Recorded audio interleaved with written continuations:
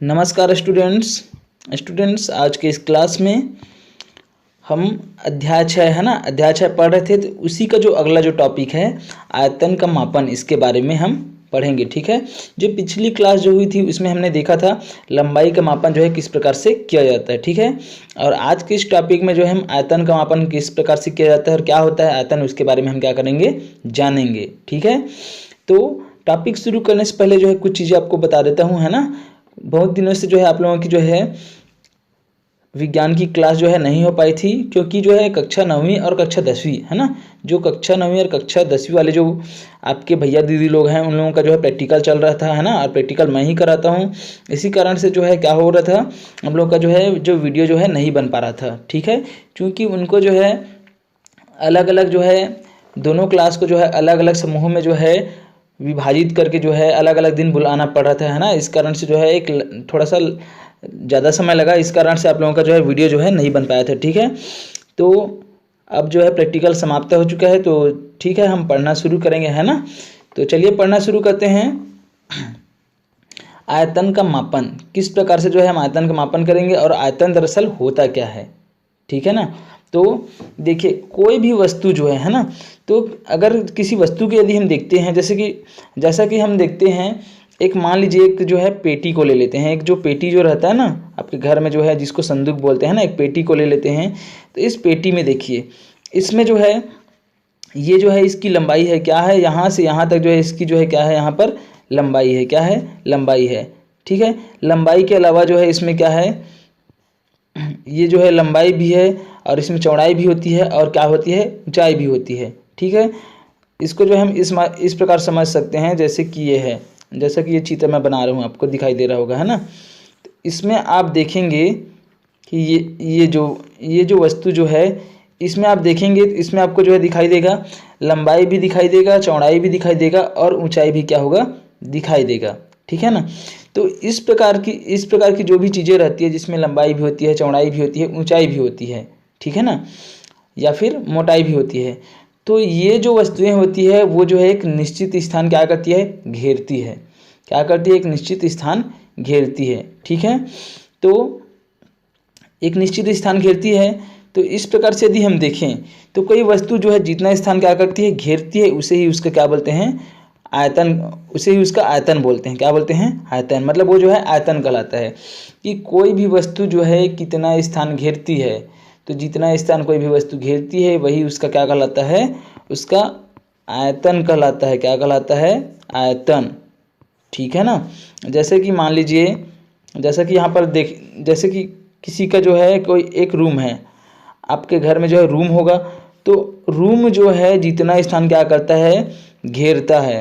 तो केवल लंबाई चौड़ाई की ही बात नहीं करते हैं यहाँ पर, है ना, यहाँ पर ऊंचाई भी होगा, है ना। तो आपका जो है जैसे कि रूम है, तो रूम के नीचे में क्या होगा, यहाँ पर इस प्रकार से चित्र के माध्यम से समझिए। ये जो है मान लीजिए ये क्या है, आपके रूम का जो है तल है। ठीक है ना, तो तल है, तो यहाँ पर जो है आपका जो है क्या होगा, दीवार होगा, इस प्रकार से दीवार होगा ना, ये ऐसा होगा, है ना।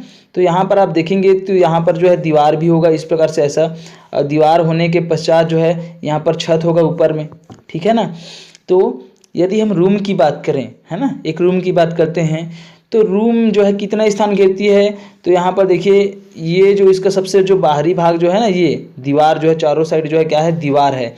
छत, तली से लेकर के जो छत रहता है वहाँ तक जो है ना, तो इसके अंदर में जो है जितना भी स्थान जो है इसमें क्या हुआ रहता है, घिरा हुआ रहता है। मतलब जो है रूम जो है जितना स्थान क्या करती है, घेरती है, तो वही उस रूम का क्या कहलाएगा, आयतन कहलाएगा। क्या कहलाएगा, आयतन कहलाएगा। ठीक है ना, तो इस प्रकार से यदि हम देखें, तो ये तो उदाहरण था। ठीक है, इस प्रकार से यदि हम देखें कि कोई भी वस्तु जो है जितना स्थान क्या करती है, घेरती है, वही उसका क्या कहलाता है, आयतन कहलाता है। ठीक है, इसको एक उदाहरण के माध्यम से समझ सकते हैं। जैसे कि मान लीजिए एक गिलास है, क्या है, एक गिलास है। इस गिलास में भर दीजिए आप पूरा पानी भर दीजिए, इसमें जो है इसमें पानी भर कर पूरा जो है पूरा फुल पानी भर दीजिए, किसमें, गिलास में। अब इस गिलास में जो है पूरा पानी भर दिए। अब भरने के पश्चात जो है इसको पूरा फुल पानी भर दिए इस गिलास में। ठीक है ना, तो इसमें जितना पानी आएगा ना, जितना पानी आएगा वही क्या है, इसका आयतन है। क्या है, आयतन है, किसका, इस गिलास का। समझ में आया।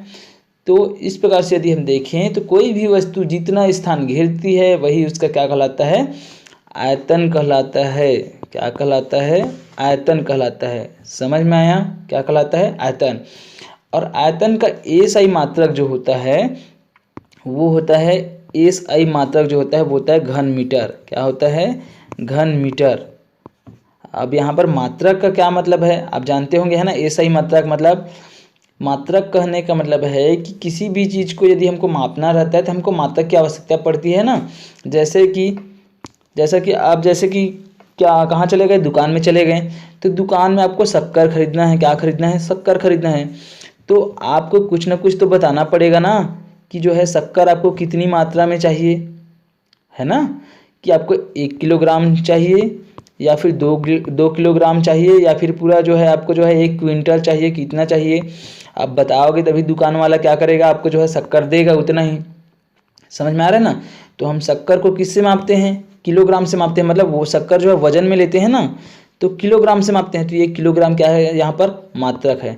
तो ठीक इसी प्रकार से जो है, जो आयतन जो होता है उसका मात्रक क्या होता है? घन मीटर।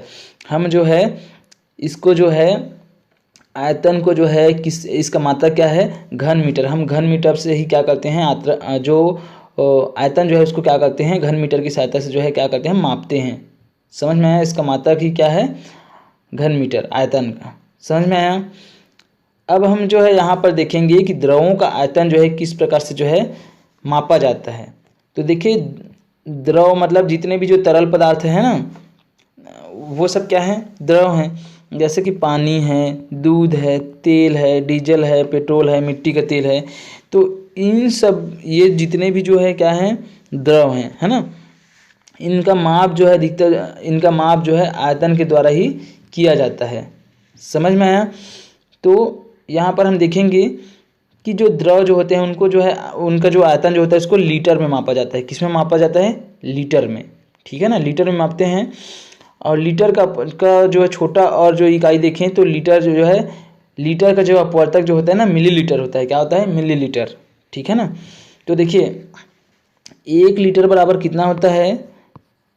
1 लीटर बराबर होता है, 1 लीटर बराबर जो है 1000 मिलीलीटर। कितना होता है? 1000 मिलीलीटर, है ना।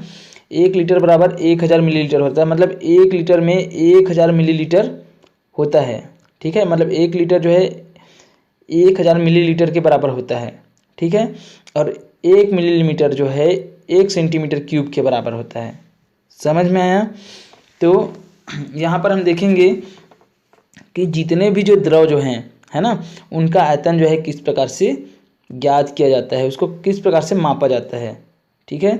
तो उसके लिए जो है यहाँ पर देखिए अलग अलग जो है उपकरणों का जो है अलग अलग जो है बर्तन के रूप में जो है उपकरण आते हैं, है ना, जिनका उपयोग जो है द्रवों का आयतन जो है ज्ञात करने के लिए किया जाता है। देखिए यहाँ पर 500 मिलीलीटर का अलग बर्तन है, 5 ml का अलग है, है ना।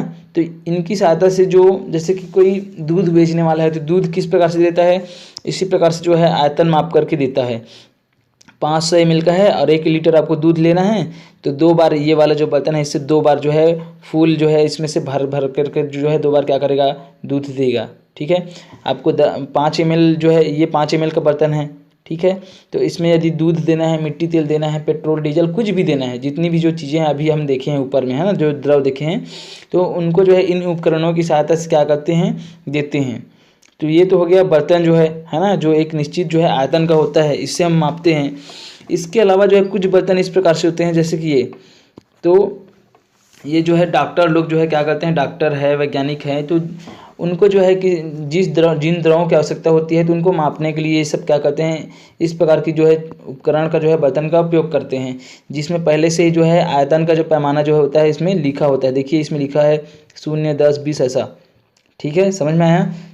तो जितना जो है उनको क्या रहता है, मतलब जितना मिलीमीटर या फिर जितना लीटर जो है द्रवों की आवश्यकता होती है उतना इसमें क्या कर देते हैं, इसमें जो है डाल देते हैं और पैमाना की सहायता से क्या कर लेते हैं, माप लेते हैं कि कितना आयतन उनको चाहिए। ठीक है। तो प्रयोगशाला में जो है इस प्रकार की चीज़ों का भी उपयोग जो है होता है ना। इसके अलावा जो है हम ये जानेंगे यहाँ पर कि धारिता के बारे में जानेंगे। क्या जानेंगे? धारिता, है ना, कि कोई भी बर्तन जो है, जैसे कि ये बर्तन है, क्या है, ये जो बर्तन जो है, ठीक है ना। तो इस बर्तन को यदि हम देखेंगे तो इस बर्तन को पूरी तरीके से जो है भरने के लिए जो है जितने द्रवों की क्या होगी, है ना, द्रवों के जितने आयतन की आवश्यकता होगी, है ना, तो जितने आयतन द्रवों के जितने आयतन की आवश्यकता होगी इस बर्तन को जो है पूरा भरने के लिए, तो वही क्या होगी, इस बर्तन की जो है धारिता होगी। क्या होगी, धारिता। मतलब किसी भी बर्तन में जो है कितना द्रव आ सकता है, तो वही उस बर्तन की क्या कहलाती है, या उस उपकरण की जो है धारिता कहलाती है। ठीक है, समझ में आया। तो धारिता जो है दरअसल किसी भी बर्तन का जो है ना, आंतरिक जो आयतन होता है ना, वही उसकी क्या है, धारिता है। मतलब उतना ही आएगा ना, जिसका इनका जो है आंतरिक आयतन होगा उतना इसमें जो है कोई भी द्रव आएगा, और वही क्या होगी, इस बर्तन की जो है धारिता होगी। समझ में आया। इसके अलावा यदि हम देखते हैं तो जो वैज्ञानिक लोग जो है, जो प्रयोगशाला में जो है कई प्रकार के जो है दवाई बनाते हैं या फिर कई प्रकार के जो है रसायनों का उपयोग करते हैं, वे लोग जो है जो द्रवों को जो है द्रवों का जो आयतन जो है उसको मापने के लिए वे क्या करते हैं, मापक सिलेंडर का क्या करते हैं, उपयोग करते हैं। क्या करते हैं, मापक सिलेंडर का जो है उपयोग करते हैं। इस प्रकार से जैसा कि आपको जो है इस साइड दिखाई दे रहा होगा, ये है आपका जो है मापक सिलेंडर, है ना। यहाँ पर लिखा हुआ है ना हेडिंग में, जो है देखिए यहाँ पर हेडिंग में लिखा हुआ है मापक सिलेंडर की सहायता से द्रव का आयतन ज्ञात करना, लिखा हुआ है ना। तो यहाँ पर देखिए ये जो है आपका मापक सिलेंडर है। क्या है, मापक सिलेंडर। ये जो दिख रहा है ना चित्र में, चित्र और चित्र ब, ये है क्या है, मापक सिलेंडर। तो मापक सिलेंडर में हम क्या करते हैं, हमको जितना ml चाहिए, है ना, जितना मिलीलीटर जो है हमको जो है द्रव चाहिए, या फिर जो है जितना लीटर हमको जो है द्रव चाहिए, तो उसको जो है हम क्या करते हैं, इसमें जो है डाल देते हैं। और डालने के पश्चात हम क्या करते हैं, इसमें जो है पैमाना लिखा होता है, कितने कहाँ से कहाँ तक जो है कितना आयतन है, इसमें पैमाना लिखा होता है। उसकी सहायता से हम क्या कर लेते हैं, पाठ्यांक जो लिखा होता है उसको हम जो है नोट कर लेते हैं, और उसकी सहायता से हम क्या करते हैं, हम जो है जितना हमको फिक्स जो है जितने आयतन का जो है हमको जो है द्रव चाहिए रहता है, द्रव का जितना आयतन चाहिए रहता है उतना हम जो है मापक सिलेंडर की सहायता से माप करके क्या कर लेते हैं, अलग अलग से जो है हम ले लेते हैं। ठीक है, तो इस मापक सिलेंडर में जो है हमको सावधानी क्या रखनी चाहिए कि जब हम इससे मापते हैं तो इसमें हमको सावधानी रखना चाहिए कि जो हमारी जो आँख जो है एकदम जो है पाठ्यांक जो है एकदम सीध में रहे, है ना। ऐसा तिरछा नहीं देखना है। मतलब जो है जैसे कि ये जो है ये द्रव जो है यहाँ पर है, द्रव का तल जो है, और हम जो है इस साइड से ऐसा देख रहे हैं, हमारी आँख जो है इस साइड है, ऐसा तिरछा नहीं, बल्कि उसके सीध से ही देखना चाहिए। क्यों देखना चाहिए, क्योंकि जो पानी जो रहता है उसका तल जो है इस प्रकार से ऐसा रहता है, थोड़ा धंसा हुआ। और जैसे पारा जो है उसका द्रव, उसका जो पारा जो रहता है ना, पारा जो द्रव है वो क्या होता है, उसकी तली जो है ऐसा थोड़ा सा उभरी हुई होती है। तो इस कारण से यदि हम तिरछा देखते हैं तो पाठ्यांक जो है गलत आ सकता है ना। समझ में आया। तो हम जितना आयतन लेना चाहते हैं किसी भी द्रव का, वो उसमें जो है क्या हो सकती है, त्रुटि हो सकती है। ठीक है, इसी कारण से हमको जो है ऐसा सीधा देखना चाहिए, जैसा कि आपके जो है चित्र में दिखाया गया है। ओके, तो ये क्या था, अभी तक हमने जान लिया कि जो आयतन का मापन जो है किस प्रकार से किया जाता है। ठीक है, अब इसके बाद जो है हम जानेंगे यहाँ पर, जैसे देखिए यदि मान लीजिए, है ना, यहाँ पर देखिए यदि हम किसी भी कोई यहाँ पर जो है चित्र दिखाई दे रहा होगा, ये आपको लीटर और ये जो है घन सेंटीमीटर में जो है संबंध आपको दिखाई दे रहा होगा। तो 1 लीटर, है ना, यदि हम 1 लीटर के बर्तन का यदि हम आयतन ज्ञात करते हैं तो 1 लीटर का जो बर्तन का जो आयतन होता है वो जो है 10 सेंटीमीटर, है ना। 10 से एक घन लेते हैं यदि, 10 सेंटीमीटर लंबाई, 10 सेंटीमीटर चौड़ाई और 10 सेंटीमीटर ऊंचाई की। यहाँ पर देखिए लीटर और घन सेंटीमीटर में संबंध। यदि हम क्या करते हैं, एक जो है क्या लेते हैं, घन लेते हैं, क्या लेते हैं, घन लेते हैं, है ना, एक घन लेते हैं, और वो जो है उसकी प्रत्येक भुजा की जो लंबाई जो है कितनी सेंटीमीटर की है, 10 सेंटीमीटर की है। ठीक है, तो 10 सेंटीमीटर की है। तो 1 लीटर का जो बर्तन जो आता है ना, 1 लीटर का बर्तन जो आता है उसका जो आयतन जो होता है वो जो है वो किसके बराबर होता है, 10 सेंटीमीटर के प्रत्येक भुजा की, है ना, 10 सेंटीमीटर भुजा की एक घन जो होता है, तो उनका जो आयतन होता है उसी के बराबर जो है 1 लीटर का जो बर्तन होता है उसका आयतन जो है होता है। मतलब जो है 1 लीटर बराबर क्या हो जाएगा, चूँकि घन का आयतन जो है लंबाई गुणित चौड़ाई गुणित ऊंचाई, ऐसा हम याद करते हैं। तो 1000 सेंटीमीटर घन होता है। समझ में आया? मतलब 1000 सेंटीमीटर क्यूब, मतलब 1 लीटर में जो है 1 लीटर जो होता है उसमें जो है 1000 सेंटीमीटर जो है क्या होता है, 1000 सेंटीमीटर आयतन होता है। ओके, 1000 घन सेंटीमीटर। समझ में आया? तो अब चूंकि जो है एक लीटर में 1000 ml होते हैं, इसलिए 1000 ml जो है 1000 घन सेंटीमीटर के बराबर होता है।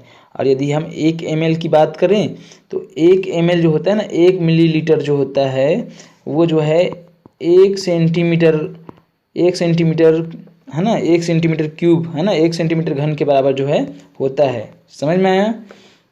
ओके, तो यदि हम जो है सूत्र की सहायता से यदि हम किसी भी जो है जो आयताकार जो वस्तु है उसकी यदि हम क्या निकालना चाहे, आयतन निकालना चाहें तो किस प्रकार से हम निकालेंगे, ठीक है, उसके लिए सूत्र है। जैसे कि जो है ये जो है घनाभ है, क्या है, घनाभ, ये जो दिखाई दे रहा है ना ये वाला चित्र, आप ये क्या है, घनाभ है, ठीक है। तो घनाभ में जो है लंबाई भी होती है, चौड़ाई भी होती है और ऊंचाई भी होती है, ठीक है ना। लेकिन इनके आमने सामने की भुजा क्या होती है, आपस में जो है बराबर होती है, ठीक है। जैसे कि इधर जितना लंबाई है इतना लंबाई ये भी है, और इधर ये जो जितनी चौड़ाई है तो इस साइड भी जितनी चौड़ाई उतनी ही चौड़ाई होगी, ठीक है। और ऊंचाई जितनी है उतनी ऊंचाई इस साइड भी होगी। तो ये क्या है, घनाभ है। और यदि जो है इसकी प्रत्येक भुजा जो है लंबाई चौड़ाई ऊंचाई सभी जो है अगर आपस में बराबर रहे तो वो क्या कहलाता है, वो जो है घन कहलाता है, ठीक है। यदि घनाभ है, कोई वस्तु घनाभ है तो उसका आयतन हम किस प्रकार से ज्ञात करेंगे, तो घनाभ का आयतन ज्ञात करने के लिए सूत्र होता है लंबाई गुणित चौड़ाई गुणित ऊंचाई। तीनों को आप आपस में गुणा कर देंगे, उसकी लंबाई कितनी है, चौड़ाई कितनी, ऊंचाई कितनी है, तो घनाभ का आयतन निकल आता है। और यदि इसी प्रकार से जो है यदि घन हो, मतलब घनाभ की लंबाई चौड़ाई ऊंचाई को सबको जो है हम बराबर कर दें तो जो उस प्रकार से जो है एक आकृति बनती है उसको हम क्या बोलते हैं, घन। मतलब घन में जो है ये जो है आपका घन है, कौन सा घन है, ये जो चित्र जो दिख रहा है ना ये घन है, क्योंकि इसकी लंबाई है, चौड़ाई है, ऊंचाई है, सब क्या है, बराबर है, ठीक है, 1-1 सेंटीमीटर का मान के चलते हैं। तो यदि किसी भी जो है कोई एक आकार है ना, एक जो है आकृति है जिसकी लंबाई चौड़ाई ऊंचाई सभी क्या हो, है ना, सभी जो है आपस में बराबर हो, तो इस प्रकार का जो आकृति होती है उसको हम क्या बोलते हैं, घन बोलते हैं। तो घन का आयतन क्या होता है, इसका सूत्र है लंबाई गुणित चौड़ाई, लंबाई गुणित चौड़ाई गुणित ऊंचाई होता है, लेकिन सभी तो बराबर है, इस कारण से लंबाई गुणित लंबाई गुणित लंबाई, तो ये हो जाएगा क्या, लंबाई का क्यूब, ठीक है ना। समझ में आया? तो इस प्रकार से हम क्या कर सकते हैं, किसी भी घनाभ का या फिर घन का जो है आयतन हम क्या कर सकते हैं, ज्ञात कर सकते हैं। ओके, समझ में आया? तो इस प्रकार से हमने जान लिया कि जो है आयतन का मापन किस प्रकार से किया जाता है, ठीक है। तो आज के लिए बस इतना ही।